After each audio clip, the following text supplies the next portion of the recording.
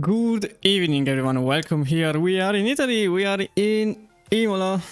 And for tonight, I'll be your voice for the next 2 hours, sort of.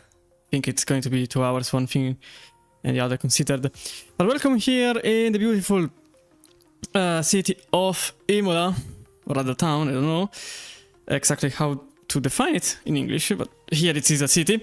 And we are, as I said, in my home country.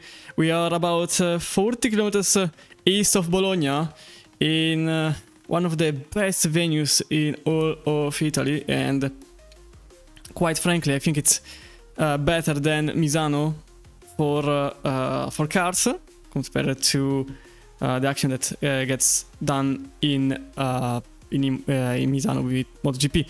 But in any case, at the Autodromo Internazionale ENG Dino Ferrari, this track has been quite famous in all of its history.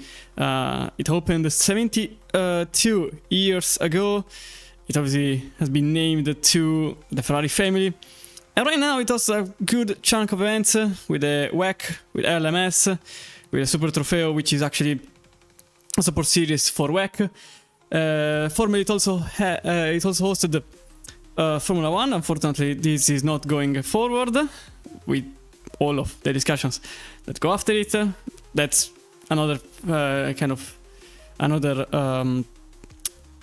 worms that has to be opened one day. But regardless, it also hosted the MotoGP. It held the Superbike, the AWC, the MXGP somehow in 2019-2020, Ferrari Challenge, Intercontinental GT Open, VTCC, GT, World Sports Car Championship back in the 80s. But the track is quite different from then. Its current variation is from 2008, and it's a 4.9 kilometers long racetrack with 19 turns. Obviously, the racetrack record is being held by an F1 car. This one is the 2020 F1 car, the Mercedes W11, driven by Lewis Hamilton. But it also, as I said, the 2009 variation also has the chicane in the middle of the main straight, which slows down everything. And that's the one that has been used in MotoGP and SBK.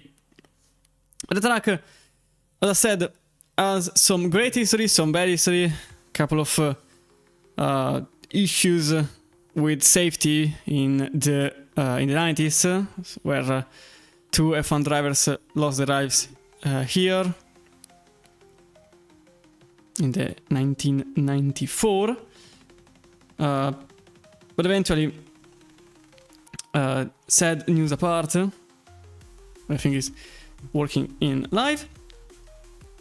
Remember that Imola is also home of the next Imola WEC round, which will be held from the 18th to the 20th of April, right after the season opener in Bahrain. And no, Qatar, sorry, in Qatar. Bahrain is the season finale.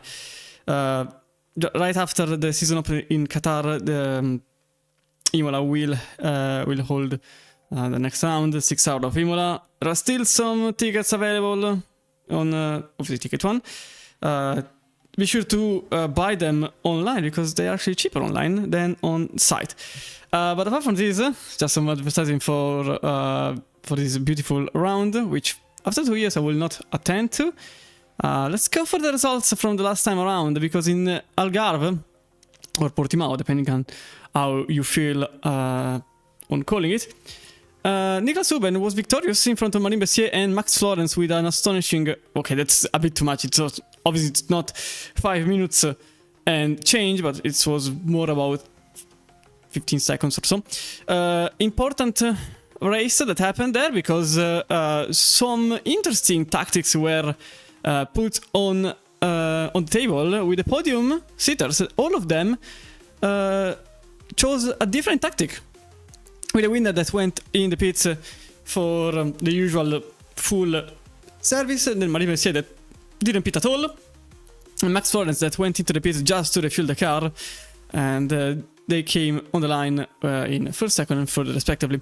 In hypercar, slightly different situation because the tactics weren't really at play. It was more a race of poor pace with an incredible, I would say, a plot twist, sort of, in the very beginning of the race that took out several cars, including one of the championship contenders.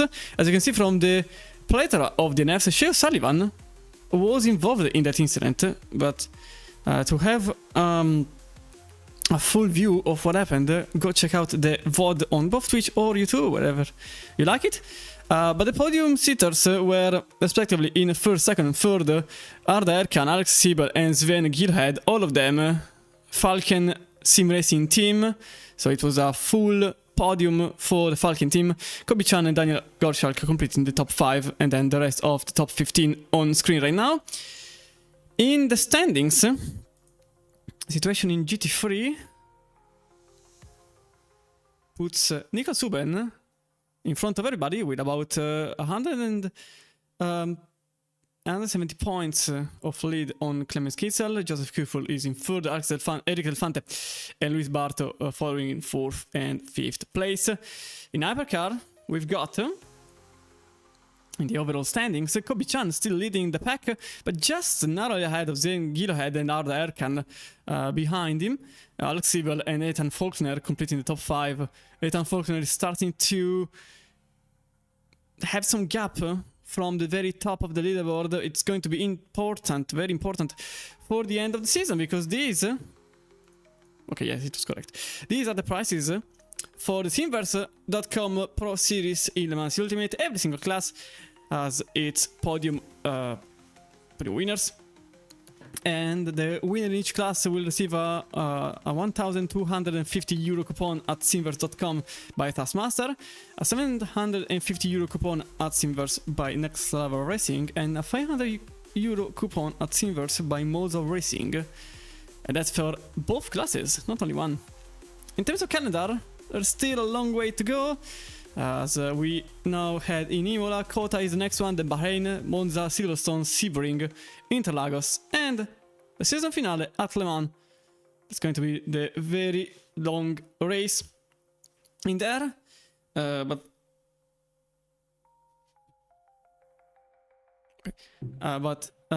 also remember that on Tuesdays we also host the K-Skin.D Prime Series on Assetto Corsa Competizione. Last round it was Paul Ricard. The next one is going to be Silverstone, halfway through the season, then Barcelona, Spa, Nürburgring, Watkins, Valencia and Bathurst to complete the season. Full GT3 in comparison to what happens in Le Mans Ultimate, where it is a multi-class season. But also that championship is with prices on, as there is a R300 bucket seat Magneto Concepts for the winner of the season, an X1000 gaming chair for whoever arrives in second, and a wind bundle for whoever completes the podium. But that's for ACC. As we now... okay, nearly done. That one. I need to start my layout, otherwise I can't really see anything. Neither can you, but... okay, start layout. And it's ready. As soon as I said it, I can go into... can I... help? Okay. Lag. Watch. And can I cycle the view, because it's... okay. No, okay. Sometimes things are struggling to work, but not this time. As we go into live... okay, never mind. Why nothing is working? Okay, now things are starting to work. I just need my... which one of the two is it? I think it is this one. Probably. Yeah, definitely it is this one, but I have to refresh.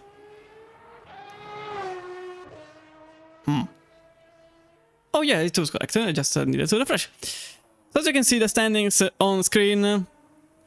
I have no idea why it didn't work the first time around.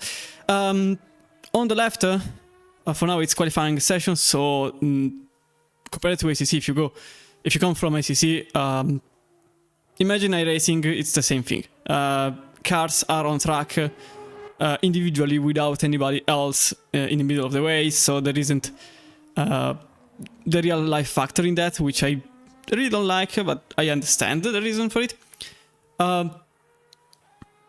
Then you can see also the manufacturers, the gaps from the lead and the intervals from each other, with a fastest lap for each driver being seen on screen.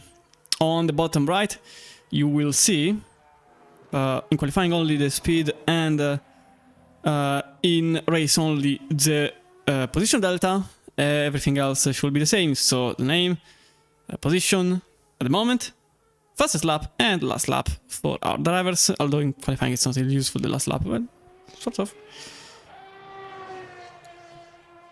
As always, I hope that everything is working swimmingly, which is more hope than anything else. For now we'll go with Adam Faulkner for the Visceral Esport number 46 Valkyrie, as simply because he has been the first car that has been seen, so we'll go with him, and let's go for a bit of a track journey. For now, I still don't know why I can't go into the onboards. I tried everything, but I just can't. Into turn 1, which is Venente Tamburello. Effectively, it is a chicane more than anything else, so it's not really turn 1, it's turn 2, 3, 4 to be exact. Then we go into 5 and 6, into Variante Villeneuve, to then go onto the slowest point of the circuit, Variante Tosa, into the hairpin. And if you go to the whack round in real life, go into Tosa. It's a wonderful place, and there is also the maxi screen on Tosa. Piratella, turn number 9, and then turn number 10 to go downhill into Acque Minerali, turn 11 and 12, where you have to brake while turning, while also maintaining speed and also maintaining control of your own car, which is quite difficult. Aim for the curbs on the outside, not too much, otherwise the gravel will slow you down, and that's into turn 14, 15 into Variante Alta, into the first sausage and the second one to cut as much as possible without going into the track limits or the gravel on the outside, and then back downhill because it is 16, 17 and 18 into Rivazza, which is the final 2 corners of the Italian racetrack. You basically have to maintain the speed in both. That was very wide for nearly on the gravel, but not there yet. To then cross the line into turn 19, and that's a lap in Imola. Faulkner that set 42.846. So for now, 6th fastest lap time. Jonas Vanner for now is the one that has the purple lap, just 1/10 ahead of Moritz Ulrich, apologies, and Kobe Chan following in third for now, only in third. Alex Siebel then slightly behind, 24 milliseconds behind, and Arda Erkan to complete the top 5. In the GT3, well, it's still the first lap, so still much to be discussed, but Nasgirashvili is leading in the Fischer Racing Mercedes, Lucas Müller, Niklas Huben in third, Max Florence, and then Mark Sideruk in 5th place. Only 5 milliseconds off Max Florence's lap, 43.076 for Nasgirashvili for now leading.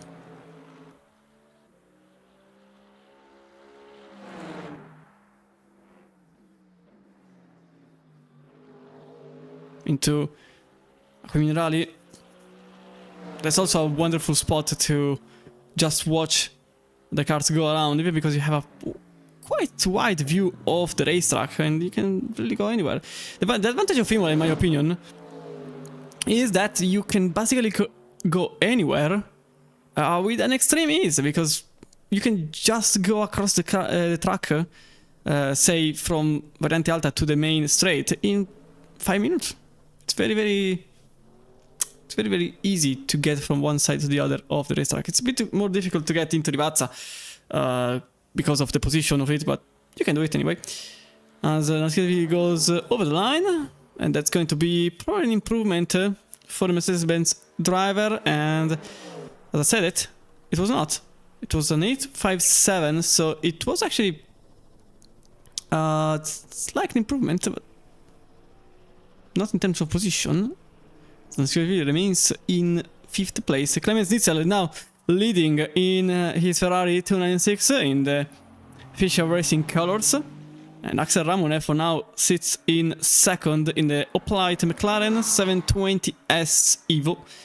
The Evo version, which is already 2 years old, maybe? Can't remember. And effectively, it is quite news that, as it stands, McLaren will keep this car onwards for the foreseeable future, which is a bit of an unexpected news. Many thought that they would have axed this car eventually, but they are not. They will keep it. And to be fair, there isn't much demand for this car either, so the price doesn't really help. There is a reason why Faf left McLaren. The price was enormous for what it really is. If I remember correctly, it is because of the chassis made fully of fiber carbon fiber, maybe. Can't remember. But I do remember there is a reason, and that one was the price, simply put. And also because McLaren was really heavy on mandating the color scheme, which is not really Faf's colors. Kobe-chan is now in the lead of the qualifying session, 130.378, and that's 83 milliseconds in front of Arda Erkan. Eric Gamble follows in position number 3 in the Cadillac, then Moritz Zurich still on track in the 127 Fischer Racing Cadillac, and then Jonas Vanner here still in the pits, but now exiting them in, for now, position number 5. 10 milliseconds away from Ulrich, who himself is 17 away from Gumball. It's very, very close in hypercar this time around, compared to the usual at least, where we can see some gaps getting into the second. Gabor Por in the 137 that now goes into the gravel. 7th place for now for the car number 137. Alex Siebel, Paul Sinekf in the Peugeot, which stops on track. And Miki Hoyer in the other Alpine. Oh, Alpine, speaking of which, speaking of Alpine, what a wonderful thing to say about Alpine, because it is news of today. It was already in the air, so it's not really a big surprise as Marco Bischoff goes from 10th to remain 10th. Also Niklas Huben has just jumped everyone to go into pole. Axel Ramonet follows in 2nd right now. The Alpine will effectively be axed in WEC because of the new CEO's management in Renault, and apparently the whole Viri is also being, I wouldn't say axed because it's not being axed yet. It's it's there. It exists more than anything else. Effectively, as it stands, it seems like the full complex in Viri will just become sort of an engineering consultant agency or something like that. It's not really clear the renovation in which the Viri complex will go on, as Gilohead goes into pole with a 130.1 with a singular, no, that's 158 on the timing screen. Now in the lead, just ahead, never mind, just behind Arda Erkan in the Toyota. He now sits in position number 1 by 18 seconds only in front of his teammate. Bichan still here in 3rd. Let's see if he can improve.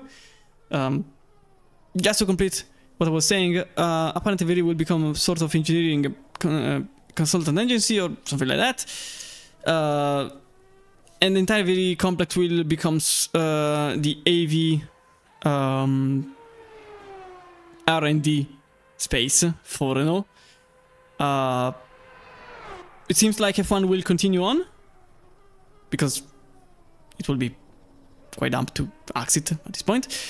But the WEC program will be axed entirely after this season, in a bit of a shock considering they just renovated the lineup for the upcoming future, and it's also very strange, even because many people were working at VD, and according to the website, the choices are either to take a new role within the company or to simply go away. it's not like there are many choices for the workers in VD, so that's quite a shame. It's obvious that the Alpine program in Hypercar was not making money, but it's a bit of a surprise that the second team to depart WEC, although many more brands are coming. Genesis is coming this season. We've got McLaren in the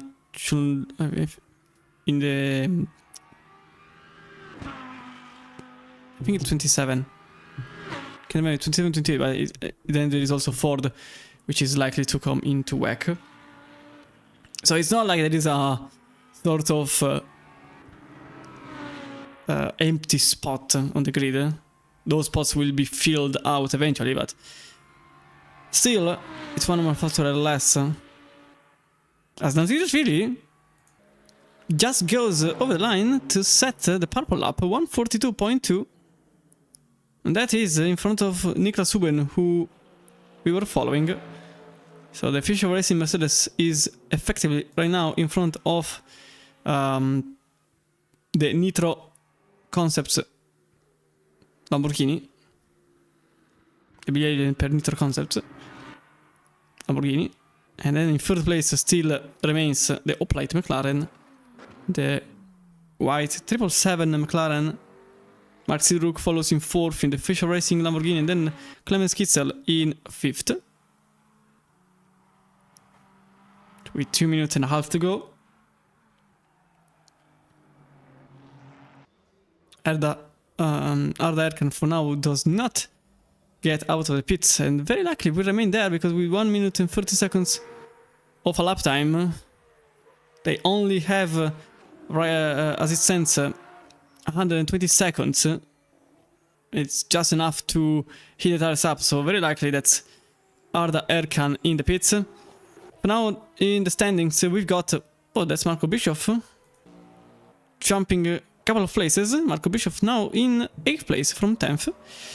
So for now Team Flag is last in Hypercar. Then we've got Patrick Beckmeyer in position number 15, Mirak Party in 14th, Mika Patush in 13th, Ethan Faulkner only 12th, quite a surprise for the Visceral Esport driver. Paul Noske in 11th, Mickey Hoyer in 10th in the other Alpine, Alex Siebel in the Peugeot in 9th, somehow still surviving in WEC, I still don't know how. Marco Bischoff in 8th, Gabor Por 7th place for the Valkyrie driver. Then we got Jonas Vanner in 6th in the Alpine. No, never mind, that's Jonas Vanner in 3rd right now. That jumps several places. So now Eddie Gamble is in 6th place in the Cadillac, in the red Cadillac here, and also into the pits. So that's the best that Gamble can have for qualifying. Moritz Ulrich in 5th, Kobe Chan for now in 4th, Vannes, as I said, 3rd. Van Gearhead didn't improve the last lap around, so this means that Arda Erkan is still in pole as it stands.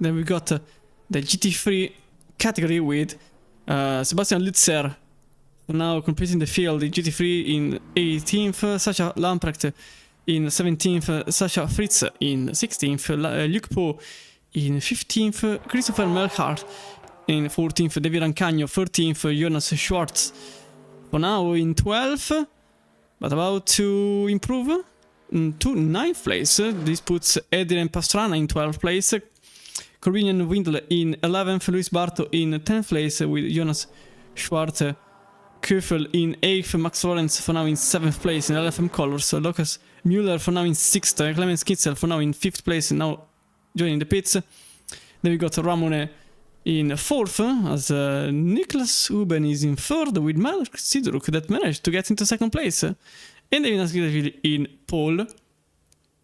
I also saw somebody else gaining a couple of spots. That was Moritz Ulrich, now in 5th place in the Cadillac.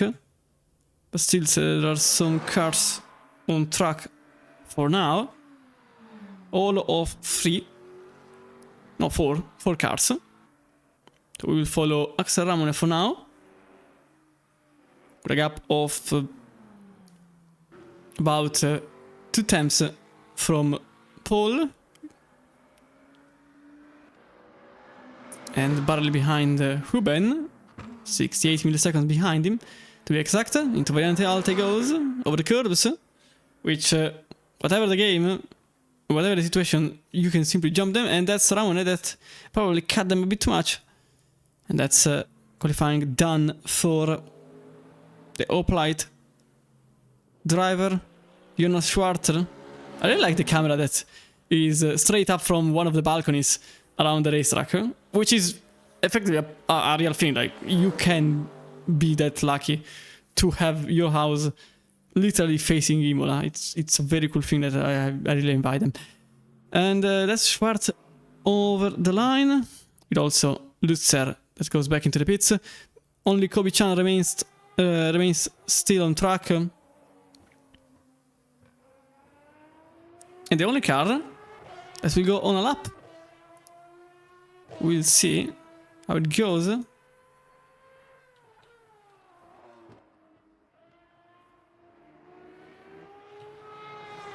also wanted to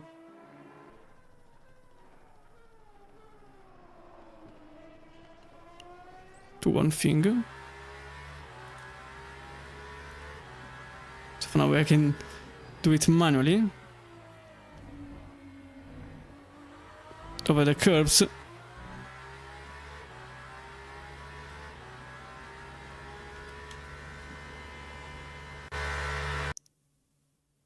Okay, something happened.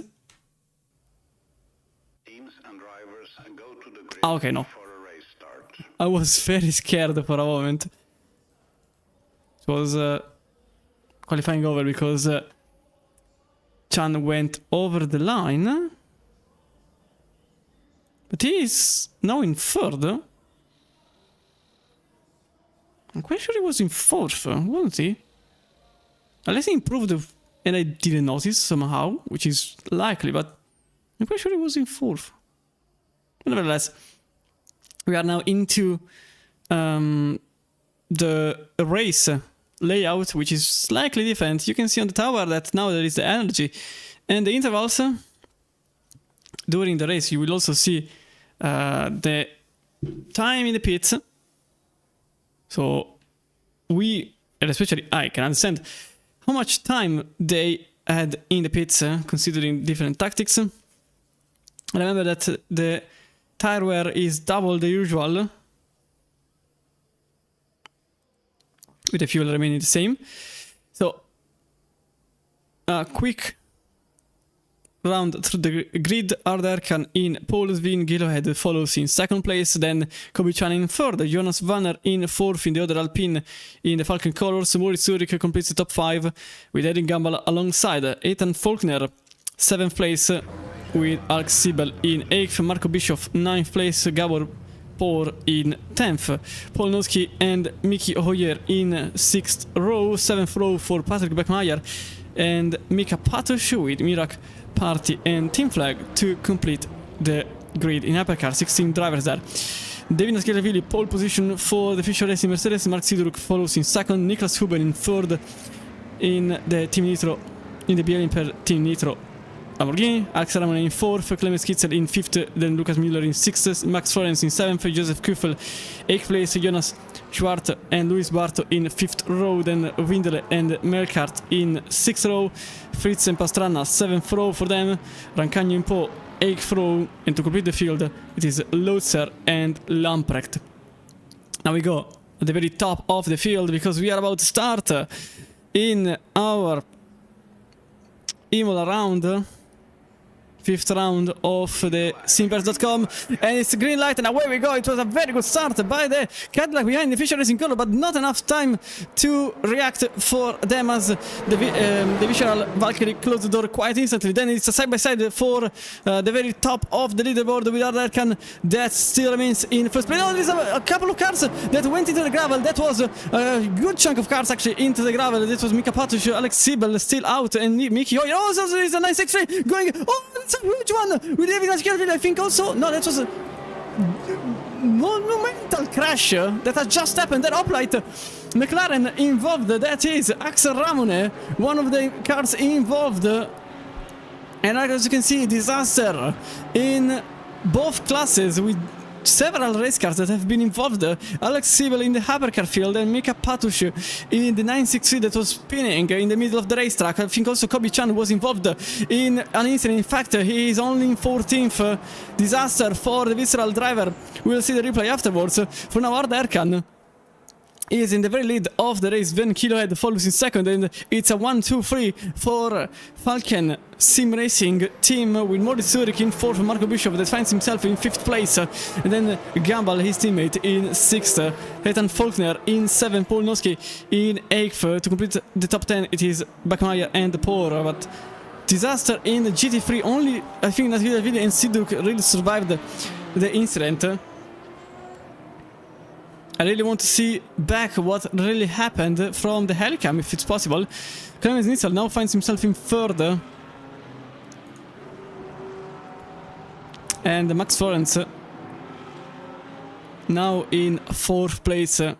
Joseph Kuffel fifth. Some also survived, but several cars did not. And just behind, it is a battle for sixth place between Jonas Schwartz in the Mercedes and Corbinian Ovindle in 7th in the Porsche. It goes in front with some damage probably on the front of the car, as you can see from the livery, not really there anymore. And that is Ovindle in 6th with Schwartz in 7th, although it's still not over. At the same time, also Louis Barto is maybe thinking about being opportunistic and try to get a move out of the two fighting. For now, the number 21 remains behind the Mercedes-Benz. And then into the hairpin. Into turn number 7, it is still the same lineup here in 6th place. For now in the lead, Gilroyd doesn't seem to be too much in danger from his teammate, although Jonas Manner is likely to go for a move in upcoming future.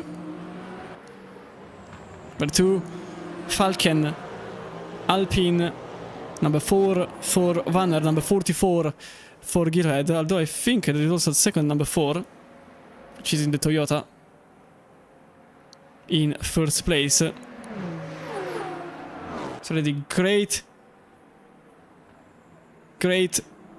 event that happened at the very start of the race. Once again, second race in a row that disaster happens in the hypercar field, but this time around the GT3 field was also heavily involved with several cars. So there is already a couple of DNFs. Mika Patush and Lucas Müller effectively DNF'd from the race. Christopher Melkart just exiting the pits in the middle of the GT3 traffic, so already lapped the car here, as Barto also overtook the Mercedes in 7th place now. Barto that encounters the very same Porsche I was mentioning just moments ago.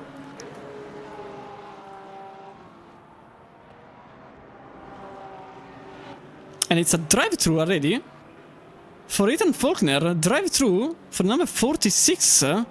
Let's have a look. So it's probably because of start procedures, because I can't see anything on the penalty box. So it is effectively a drive-through for Ethan Faulkner for starting procedure. The car currently in 8th place will have to go through the pits, and he does so right now. It's already, I think, Visceral's day. It started badly, and it's not really going better in any way. It's a bit of a disaster of a day for them as it stands. So here for the two Alpines, I think something has to move, because Moritz Zurich is getting closer and closer to duo, to the point where you can clearly see the 127 being attached to the two Alpines.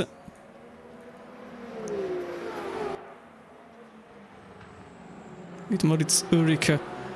Last lap for Ulrich. it was 31.7, it seems like. Whilst for Vanner it was 31.3. But I'm not really sure if it was really the last lap, considering that the last lap was not a valid one. That was a bit of a cut for the Alpine number 4. Jonas Vanner cutting a bit the variante alta. But still, the top 3 remains in Falcon colors for the top 3. Whenever there is a moment of calmness, I will go back to see the replay.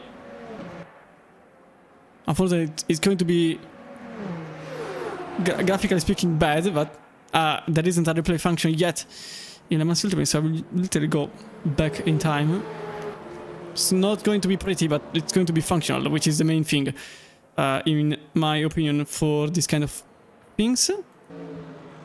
For now, in GT3, speaking of which, Davide Siervili is still leading by 1 second on his teammate Mark Sidoruk, and Clemens Kitzel in third, and that is a 1-2-3 for Fisher Racing, as a low fuel motorsport number 255 McLaren follows just behind, with Max Lawrence driving it and Joseph Kufel to complete the top 5. I can't see much action as in overtakes. It's quite clear that as soon as somebody makes a mistake, something will move, whether it's the top 3 or down here in 8th place, as Gabor Pour started in 10th place. Unfortunately, the graphics are slightly glitched. Don't really know why. You can see that it's 1 position better than where they started from for Pour, the 137. Let's see the last lap for everybody. It was an improvement for some of them.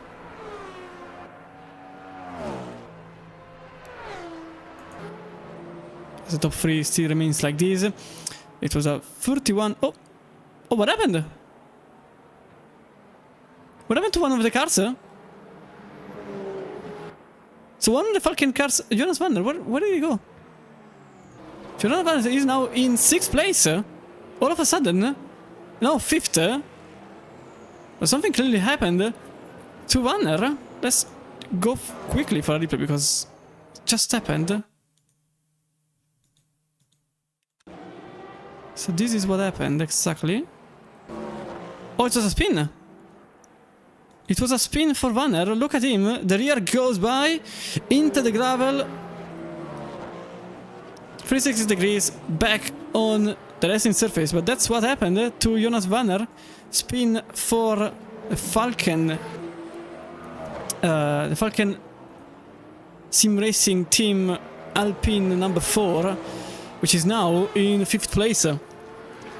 About to maybe overtake Marco Bischoff for position, as also Miki Hoye managed to get into 8th place, as Gabor Pour also lost the place on Kobe-chan, now trying to get back from the very early incident, as Luis Barto also managed to...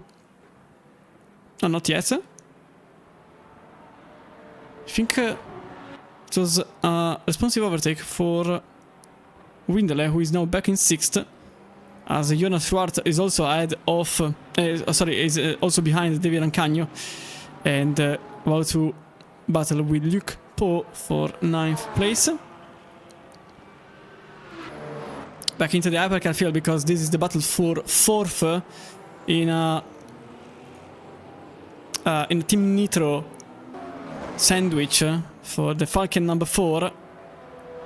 Ahead, the Cadillac behind the other Cadillac. Not really much difference in the two, although you can see that Bischoff is slightly damaged on the front. It will be clearly visible during the pit stop phase, whatever repair will be done on the cars. But I think Jonas Vanner has a good chance now, ahead of Marco Bischoff, maybe by the end of the sector. Not yet, I think, no. into Variante Alta. It's still one after the other, and still nothing changes here. Although Gabor Por just overtook Team Flag for position. Both of them overtake the 777. Axel Ramone now in 16th place. Disastrous. Clemens Zitzel, second place for the Ferrari driver, ahead of the Lamborghini of Sidruk. Remember that the pole sitter Niklas Huben, 13th right now in on track. As also Clemens Zitzel, Jonas Vanner goes ahead of Marco Bischoff into the first chicane.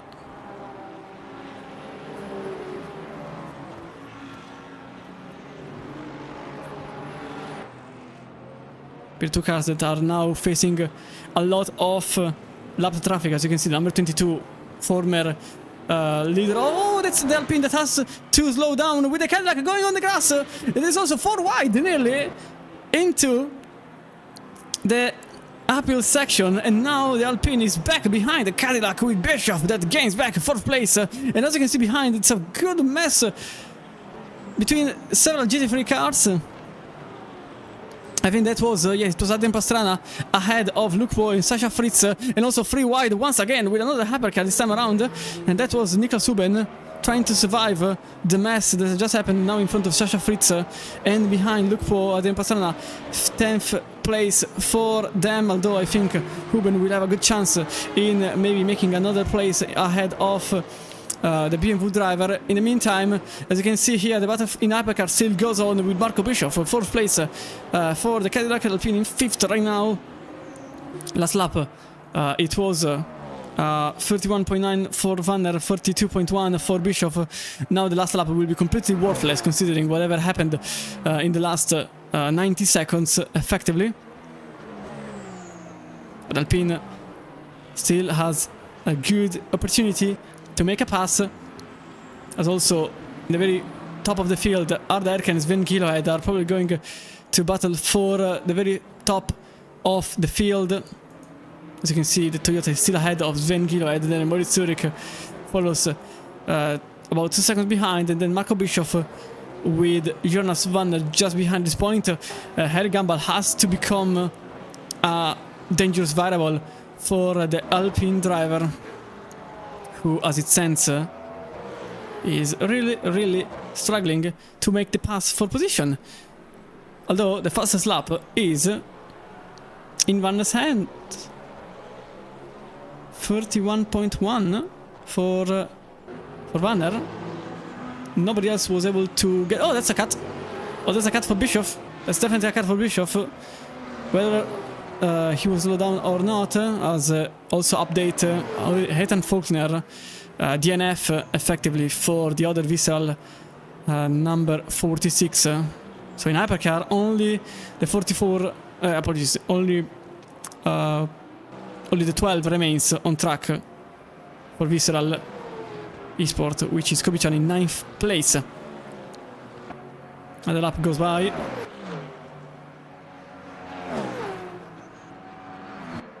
Lot of blue flags this time around. It is the very leader in GT3, David Nascitashvili, being the only one that hasn't been lapped by the duo, as also Hoyer managed to get 7th place. Vicky Hoyer, as you can see, 7th for them. As also there is the overtake there between Kobe Chan and Paul Noski, with Chan that overtakes Noski with a quite easy overtake. Seems like Noski wasn't really defending that much, probably understanding the pace difference in that regard. And as also it's important battle in GT3, which is not happening here, as Clemens Zitzel is already ahead of the Lamborghini driver teammate. Luke Poe here and Niklas Huben, who really wants to make back some time. Quite an unfortunate time, considering the last time around it seemed like nothing bad could ever happen to him with his pace. I might have jinxed it. I will be completely honest, I might be as always, commentator's curse applies, even by days, entire days of distance from when I said those words. Andiamo Pastrana now in 10th, Luke Poe 11th, Niklas Huben 12th only for the Lamborghini driver. Paul Sitter, and now down in... no, not Paul Sitter, apologies. Huben was actually starting in 3rd this time around. And drive-through for Axel Ramone. Drive-through for Axel Ramone, and he was apparently given the drive-through for causing the mass crash at the very start of the race. So we will see the situation afterwards, after this overtake between the Mercedes of of Schwartz, Jonas Schwartz on the outside. Maybe that's still going on between the Lexus of Pastrana and Schwartz Mercedes, and now this is a good overtake opportunity for Poe, who is in 11th, but shortly about to become maybe 10th. No, he doesn't yet. Four-way battle for position here. At the same time, there's also the battle here between the Cadillac and Alpine still going on. As Bischoff for now remains ahead of Cadillac. In the meantime, also Niklas Huben to overtake the BMW, but that doesn't happen. Not yet. Maybe on the outside they can. That would be a phenomenal overtake. Into Piratella. And into a Minerale side by side with the BMW on the outside that couldn't defend, and the Lamborghini is effectively now in 11th. We look for in 12th place. It's a long way to go to get back to the starting position for Huben, the leader in the championship.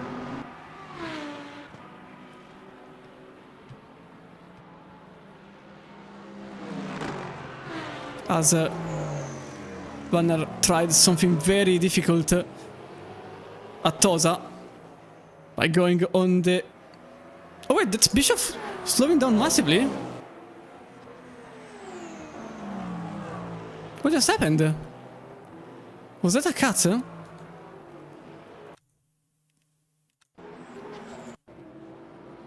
this is what exactly happened. Oh, it was a trip into the gravel. The number 4 was still ahead. Oh, that's the rear. That's the rear slipping off. And that's the Alpine making the move. So that's exactly what happened between the two. From the camera's point of view, it seemed like the Cadillac was simply slowing down. The reality, it was the Cadillac losing the rear because of the gravel from earlier, probably. And also Ramones drive-through will not be taken because Ramone just DNF'd from the race. And probably the stewards will not be happy. So I do expect... Oh, that's flag. That's flag in the grass at the double left-hander in Rivazza. Back on track. And I think right now could be a good opportunity. Maybe not. No, definitely not. It's still very much unstable, the situation right here. With several drivers still battling for position. As it stands, Adrian Pastrana is in 9th, with Niklas Huben following, Sasha Fritz in 11th, and there was a mistake by Jonas Schwartz because he is now only 12th. He was ahead of this pack earlier on. There was somebody going into the pits. Yes, it was Niklas Huben. Niklas Huben already into the pits to possibly repair the car. And this also makes me put pit info and pit time. So now it's going to be visible the amount of time in the pits to understand whether or not a car has been repaired and the service that goes with it.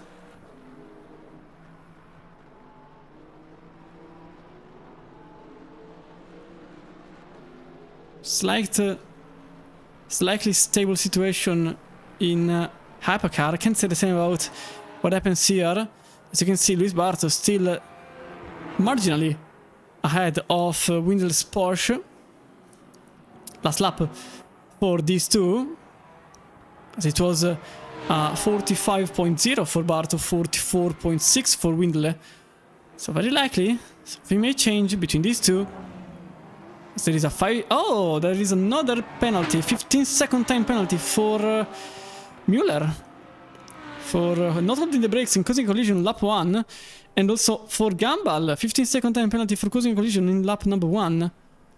So that will be seen as Beckmeyer also loses the position on Chan, with Chan now in 8th place.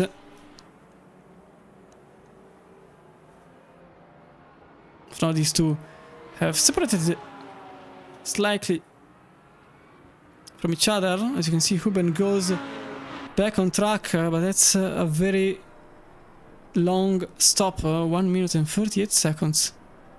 So I suspect it was also to repair the car. As you can see, the front of the car is quite different from earlier. It exists right now, so that's likely also pits to repair the damage. Unfortunately, I don't have such information in... it's a wonderful camera, eh? Really. Beautiful trees.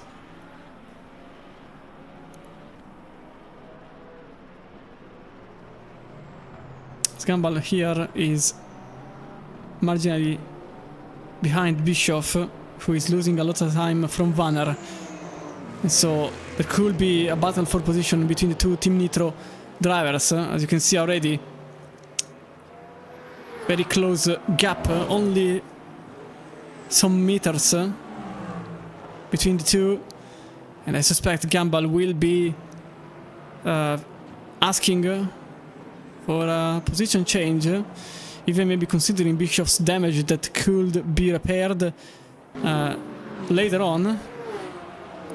It doesn't seem like Bischoff is really helping the situation, so perhaps two are actually going to fight for position in the usual way.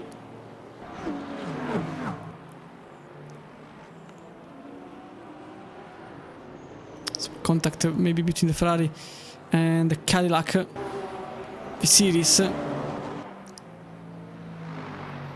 For now, these two are keeping the fight on for 5th place, and I suspect in turn 1 we could see a move between Gumball and Bischoff, as actually nothing really changes between the two. 15-second time penalty for Gumball, remember, so effectively it makes sense to... no, never mind, actually. That's Gumball.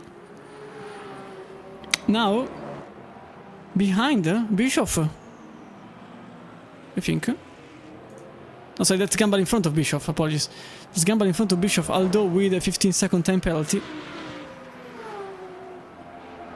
But to try to gain some time to avoid losing positions, as it stands, Kobe-chan will be in front. Beckmeyer is on the line, and Siebel is very much out of that threshold, with Gabor Por in 10th place, Team Flag in 11th, and then Mickey Hoyer that is now exiting the pits.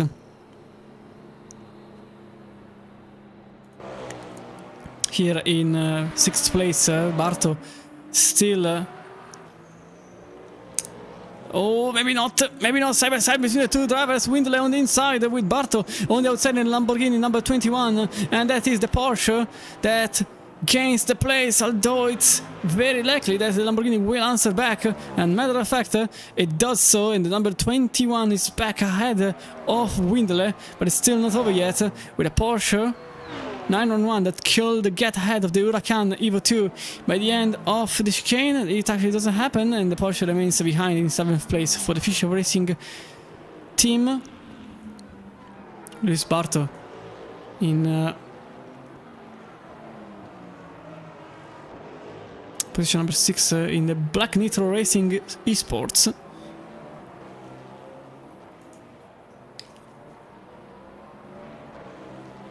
And also, apologies from earlier, but the drive-thru for Pato, it wasn't written earlier, but it was a drive-through because of the penalty. So 2 drive-throughs at the very beginning of the race and 2 15 seconds time penalty that have been given for the mass crash at the very start. So also Ethan Faulkner and no, apologies. Oh, that's a Lamborghini into the gravel, and that's Windley overtaking Barto. Barto that put a foot wrong, and that is Barto that lost a place on Windley by going wide into the Acqua Minerali. And now Davide Rancagno, although 2 seconds behind, could become a danger for the Lamborghini driver. Such a Lamprecht now very close to this battle for position after Jonas Schwartz went into the pits. I think it's a good moment to see what exactly happened at the very start of the race. So let's go for the very start. So let's go from the helicam if I can do so. No, cannot. So this is the very start of the race. Let's have a look at what happened exactly from the top, maybe. So there was some contact between the 22 and Ramone, which, oh, that's a hit. That's a hit that threw the 963 around. Also Ramone spinning, and several cars involved. You can see also the 92 and the 85 that were involved in the incident. From there,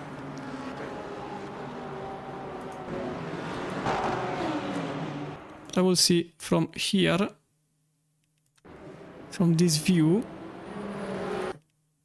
I would also like to see the 963 ahead. That's probably not possible. No, okay. So let's just from here. Let's go from in slow down, so you can see there is the contact with the 963 that then threw the number 22 around, and ultimately that's what led to the drive-through for Ramone. And then the 963 was effectively just a bystander. And then there is a contact between the number 44 Mercedes and the Ferrari, which then threw the very same number 44, which was Mueller, into the 963. Then there is a Huben spinning in the background that hit her. Oh, that's why the Mercedes was losing so much time. It was a contact in which the Mercedes was involved. And unfortunately the 6 is still spinning around, with somehow the Lexus surviving in some shape to the incident.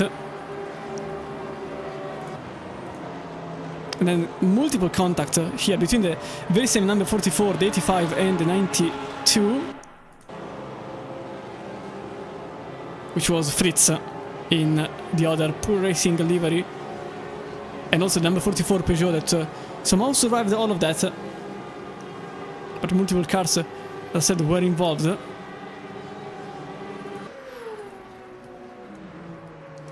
We'd also like to see what led to Faulkner's penalty. So let's go from here, which I suspect it is the contact. Yeah, it is the contact. So let's go from the onboard.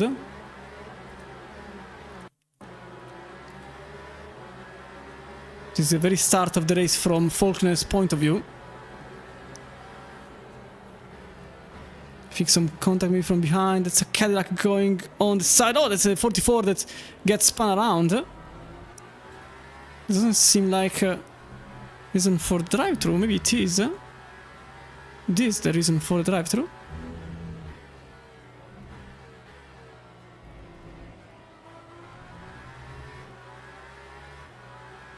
Ultimately, that's what happened there. I would also like to see back Patush situation, how it unfolded. So this is the point of view from the number 6s. It goes from the outside. Can't see much from here. The 44 gets spun around. Then the 6 going back on the racetrack. And the usually goes by. Another Lamborghini also gets forward. And there is a contact with the 6 that couldn't really do much apart from hoping for the best, which never really happened. And that's what happened. And at the same time, I also like to see what happened to Kobe-chan. Oh, that's another incident, actually. So from track side. Oh, that's a contact with number 8. That's a 15-second time penalty. That has been applied to Bischoff. No, to Gambal, apologies. I think it was Gambal, yeah. It was Gambal. And that's what happened. So this should be all. I probably haven't missed anything. Now we go back into the live as the pit stops are now finally starting to appear. Bischoff into the pits. So remember, Gamble has a 15-second time penalty. So that was the mass crash that created the whole thing. Apparently Patush was also part of the mass crash, but I really didn't see how.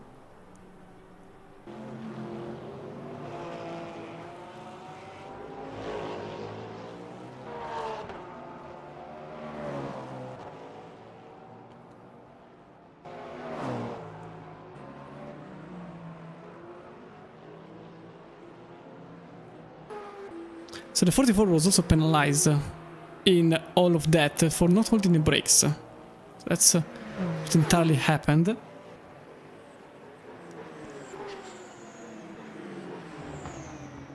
So yeah, apparently that was the drive-thru for Ramone, yes. It is... from looking at the replay, it seemed like that was the reason for Ramone's drive-thru. Correct.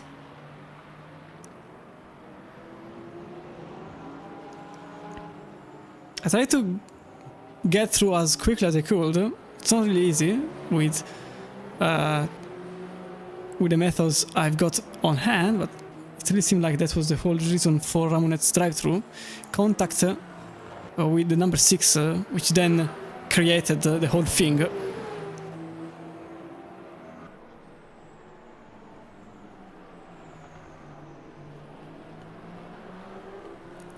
But now between the Toyota and the Alpine, that's a battle for the lead. Sarda Erkan in the car number 4 and the 44 Alpine Gilhead just behind. This is for the very lead of the hypercar field. With some cars that already went into the pits. But some still... the majority of the cars still has to go through. And also there is a possible overtake between Sasha Lampert and Luke Poe for position number 10. And matter of fact, that's a Ferrari going in front of the BMW with Lampert. Oh, there is a contact between Lampert and Poe, which put Poe back on the front of the Ferrari in car guy colors.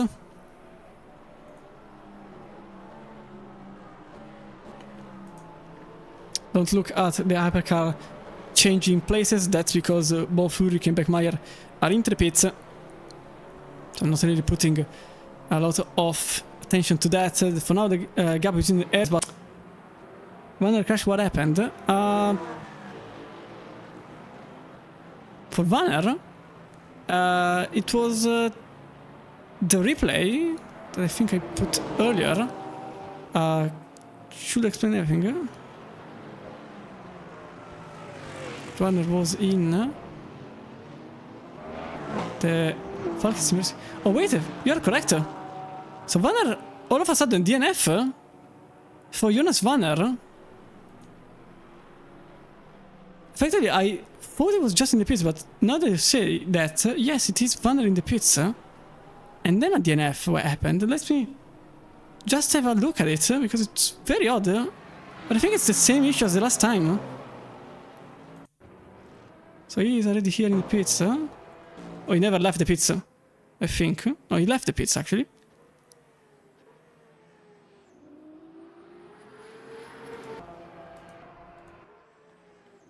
You see from the onboard.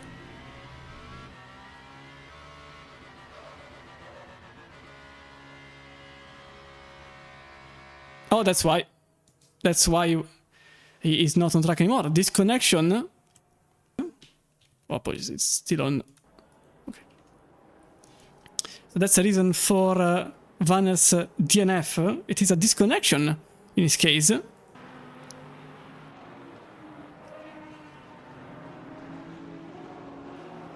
And the Alpine in the Falcon colors is another DNF in the hypercar field. Another big one. Because of what happened early on, and now there is a possible overtake between Po and the Ferrari behind. Oh, Sasha Lamprecht, the number 57. Oh, with the Valkyrie that has been thrown into the gravel, that's not really keen.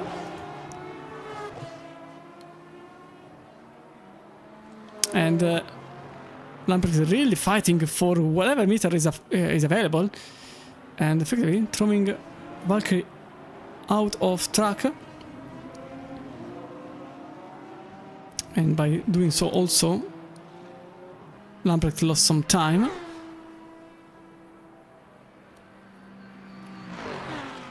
So both Ethan Faulkner and Jonas Vanner, which were probably going to be protagonists of this race, have both DNF'd, whilst Mika Patush has been involved in an incident early on.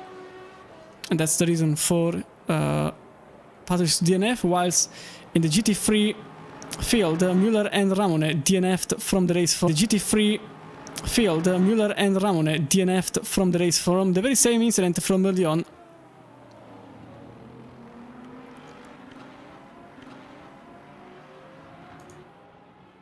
As it stands, Bischoff is now here in 9th place, with the cars that went into the pits, still very much up for grabs, the real position of this car. Although I can see that no repairs have been done to neither of the hypercars.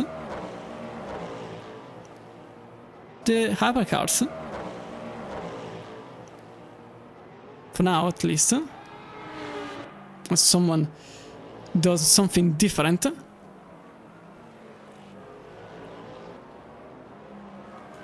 There's also a battle here for third, very likely, as Mark Sidoruk has been slowing down the pace compared to the car behind.